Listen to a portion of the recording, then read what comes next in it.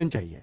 आगे बच्चों, लड़की का चक्कर, ये बच्चों बाबू भैया लड़की का चक्कर, ये बहुत बुरा चक्कर है बच्चों।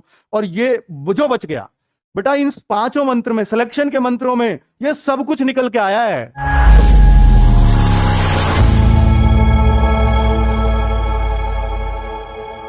तो हर बच्चा कोई भी हो, एकांत की स्टडी जरूरी है। चाहे तो वो लाइब्रेरी में करो, चाहे वो घर के कोने में करो, लेकिन जब भी स्टडी करो एकांत में करो, ग्रुप में मत करना, याद रखना। ग्रुप होगा सिर्फ एंटरटेनमेंट के लिए, पढ़ाई हमेशा एकांत में होती है बच्चों। ठीक है, ये बात मेरी याद रखना। दूसरा मंत्र है बच्चों, ऑनलाइन पढ़ाई व सेल्फ स्टडी दोनों का तालमेल बहुत जरूरी है। क्योंकि अगर सिर्फ हम ऑनलाइन में फंस कर रह गए और लगातार हम 8-8 10-10 घंटे 11-11 घंटे सिर्फ मोबाइल पर देख रहे हैं, तो बेटा सिलेक्शन नहीं होगा। सेल्फ स्टडी का भी तालमेल लगाना होगा। बेटा हमारी मजबूरी है कि हम 8-8 क्लास लाइव कराते हैं, लेकिन आपकी मजबूरी नहीं है। आपका जो मन करे कि भाई मैं इस क्लास को नहीं देखूंगा, तो मैं इसको बुक से कवर कर सकता हूं, मुझे जरूरत नहीं है इसको देखने की। तो बच्चों हम क्यों लाइव करा रहे हैं फिर इतना? क्या सबके लिए नहीं करा है? नहीं, बच्चे को अपनी स्ट्रेंथ पहचाननी है। क्योंकि हमारे पास, देखिए बच्चा, हम कुछ चीज छोड़ नहीं सकते, क्योंकि हमारे पास इसको भी पढ़ने वाला बच्चा है, उसको भी कुछ इसको पढ़ेगा कुछ उसको। लेकिन आप क्या करते हो, सब कुछ पढ़ रहे हो।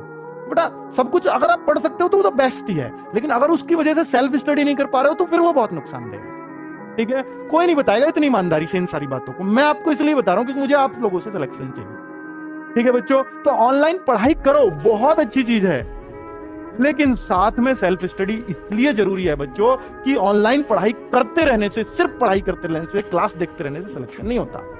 जब तक अपने दिमाग में ना उतारो, और दिमाग में उतरती है चीजें सेल्फ स्टडी से। तो बच्चों दोनों का तालमेल प्लीज बना के रखना। मैं ये मानता हूं मैक्सिमम 5 से 6 आवर क्लास ऑनलाइन लेनी चाहिए, इससे ज्यादा नहीं लेनी चाहिए। ठीक है, और अगर 5-6 आवर्स ऑनलाइन ले रहे हो तो बेटा 5 आवर्स की सेल्फ स्टडी भी चाहिए, जो बुक से हो सकती है, नोट्सों से हो सकती है। ठीक है, फिर सर कैसे करें, क्लास तो ज्यादा है। तो बेटा आप उस सब्जेक्ट को छोड़ो जिसको आप बुक से कर सकते हो। आपको लगता है मुझे बुक से और मुझसे क्लास से दोनों से एक सा होगा, तो आप करिए, फिर आप बुक को प्रीफर करिए, क्योंकि इतनी क्लास आप नहीं देख पाओगे, मुझे भी पता है, रेगुलरली तो नहीं देख पाओगे। इस तालमेल को उन सब बच्चों ने बहुत बेहतर बैठा रखा था। तब में ये बात कॉमन थी बच्चों कि सबका ऑनलाइन पढ़ाई फिक्स, इतनी क्लास करनी है, और सबका सेल्फ स्टडी फिक्स कि इन क्लास के बाद मुझे ये प्रैक्टिस करनी है। ठीक है बच्चों, आगे बात करता हूं बेटा मॉक टेस्ट। ये ऐसा कोई बच्चा नहीं था कल जो सिलेक्शन के बालक आए, सेलेक्ट होके जो दिल्ली पुलिस में जो आए हमसे बात करने मिलने, तो उनमें कोई ऐसा बच्चा नहीं था जिसने मॉक टेस्ट ना दिए हों, मेरे ना दिए हों, किसी और के दिए हों, पर दिए हों। मॉक टेस्ट के बिना सिलेक्शन संभव आजकल नहीं है ऑनलाइन की दुनिया में, है ना बच्चों। तो मॉक टेस्ट अगर आप वीकली देते हैं तो ये बहुत अच्छा है बच्चों, बहुत शानदार है। अब इतनी पढ़ाई तो आपने कर ली है कि वीकली मॉक टेस्ट दे सको। और वीकली मॉक टेस्ट में अगर आप शुरुआत में देना शुरू करते हो तो मैं कहता हूं बच्चों 150 अपना पहला टारगेट रखो कभी भी मॉक टेस्ट में। अगर 150 को अचीव, देखिए ऐसा होता है कई बार मेरे एक में 150 आ गया, बाकी में 130, फिर 130 पे आ गया। बेटा इससे डिमोटिवेट मत होना, वो अभी आपका लेवल 150 का बना ही नहीं है, क्योंकि जिस दिन बन जाए उस दिन आप 150 से नीचे आना बंद कर दोगे, इसलिए डिमोटिवेट मत होना। 130 का ही मेरा लेवल है, वो तो आ गए एक में 150, क्वेश्चन आसान रहे होंगे, लेकिन 150 का बनाओ। पहला टारगेट ये कि मैं लगातार 2-3 टेस्टों में 150 ले आया, तो आपका 150 का लेवल है। फिर बेटा अगला टारगेट 180 को अचीव करेंगे हम, कि अब 180 लेके आने। बेटा बहुत टाइम ऐसा होगा कि आपका 1-1-2-2 ही बढ़ रहा है, या 1-1-2-2 घट भी गया,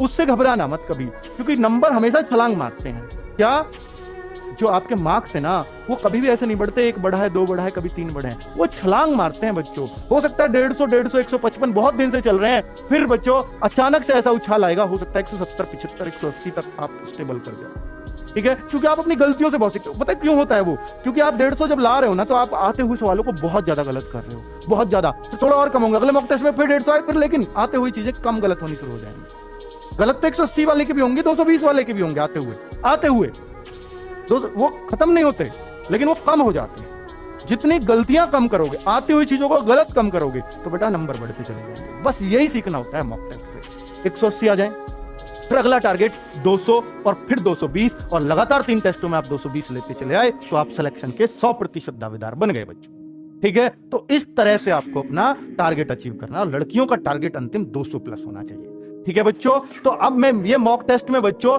आप लोगों के लिए टैलेंट ग्रुप बनाने वाला हूं। टैलेंट ग्रुप जैसे हमने यूपीएसआई में बनाए, ऐसे ही हम टैलेंट ग्रुप अब इस बार से मॉक टेस्ट में बनाएंगे। और बच्चों उनको हम जरूर कुछ ना कुछ अच्छी चीज भी प्रोवाइड कराएंगे अपनी तरफ से, जो भी गिफ्ट हमारे लिए हमसे बनेगा। जैसे हमने यूपीएसआई वालों को तो फ्री मॉक टेस्ट दिए थे, पूरी टेस्ट सीरीज फ्री कर दी थी टैलेंट ग्रुप वालों के लिए। एक तो आप बच्चों पढ़ाई अपने लिए करो और फ्री हम बांटें फिर आपको, क्योंकि हमें भी होशियार बच्चों से खुशी होती है बच्चों। ठीक है, तो टैलेंट ग्रुप बनना शुरू होगा, उसमें हमारे सजेशंस भी आपको मिलेंगे साथ साथ। और ये ऐसा नहीं सिर्फ खाकी बैच वाले जो हमसे बैच में पढ़ रहे हैं उनके लिए नहीं, ओपन कंपटीशन चाहता हूं मैं इसको। कोई कहीं भी पढ़ रहा है, टेस्ट दीजिए आके, टैलेंट ग्रुप में शामिल हुई। सब बच्चों से आपस में भी जानने का मौका मिलेगा कि ये बच्चा क्या करता है। उसमें हम होशियार बच्चों के कमेंट्स लेते हैं, भाई आप कर क्या रहे हैं। ठीक है, तो लेकिन शामिल वही होगा जिसके अच्छे मॉक टेस्ट में अच्छे मार्क्स आएंगे। वो कितने पे होगा वो हम तय कर लेंगे अपने आप। ठीक है, तो अभी आपने 150, 180, 140 आ रहे हैं, नहीं, अभी आप उस लेवल को सेट करो कि टैलेंट ग्रुप में आप। ठीक है, पहला टारगेट तो यही होना चाहिए, मोटिवेशन है बस। ये नहीं सोचो टैलेंट ग्रुप में आ गए तो मेरा सिलेक्शन नहीं तो नहीं होगा, ऐसा नहीं है। ये सिर्फ मोटिवेशन है कि आप टैलेंट ग्रुप के लिए मेहनत करो, आप वैकेंसी के लिए नहीं, पहले टैलेंट ग्रुप के लिए मेहनत करो। ये मोटिवेशन देना चाहता हूं मैं इस बात से आपको। ठीक है, क्योंकि मुझे आपका सिलेक्शन चाहिए। आगे बच्चों लड़की का चक्कर, ये बच्चों बाबू भैया लड़की का चक्कर ये बहुत बुरा चक्कर है बच्चों। और ये जो बच गया बेटा, इन 5 मंत्र में, सिलेक्शन के मंत्रों में ये सब कुछ निकल के आया है। क्योंकि आपने देखा होगा अक्सर कमेंट्स में कि बच्चे लोग, किसी लड़की ने कमेंट कर दिया ना, तो उसका भैया उसके हाय पूजा, हाय बबीता, हाय सीमा, हाय रीना। लेकिन अगर कोई पप्पू, कोई मतलब कोई और राहुल, कोई पंकज ऐसे कमेंट कर रहा तो उस पर नहीं होता हाय पंकज, हाय राहुल, नहीं, ये होता है लड़कियों का कमेंट है तो निश्चित तौर पर आप करते हो, इसलिए आपको हंसी आ रही है। जो हंस रहा है सब करते हैं, ये निश्चित तौर पर बात है। ठीक है बच्चों, तो ये चीज किसी में नहीं थी उनमें। अब किसी में हो भी चलो मन चला, मैंने मान लिया, लेकिन उसने अपनी पढ़ाई से नहीं हटने दिया, ध्यान इस पर रहा। तो हो सकता है कोई लिमिटेड उसमें, बहुत लिमिटेड उसमें। लेकिन बच्चों अब आप क्या करते हो, क्योंकि बच्चों आपकी नई नई एज होती है, आपने अभी जिंदगी के धक्के नहीं खाए हुए होते, क्योंकि आपकी एज 18, 22, 23 साल है और इसमें अभी आपको धक्कों का पता नहीं है। इसके निकलने के बाद, एज निकल जाए भर्ती होने के बाद, भर्ती ना हो पाओ और जब एज निकल जाए तो बेटा धक्के तब पता चलती है क्या होता है। ठीक है, तो मैं आपसे कहूंगा कि बेटा ये पूछना बंद कर दो आपका। देखिए लड़कियां भी, मतलब फिर ऐसा होता है कि हाय पूजा उसने बोल दिया, कि उसने बोल दिया हाय राहुल, इतने में तो राहुल बेटा फिर रोज पूजा को ढूंढेगा कमेंट में, ये निश्चित बात है। ठीक है, वो रोज ढूंढेगा कहां गई पूजा, और पूजा ने हाय राहुल कह के उस राहुल की जिंदगी तबाह कर दी।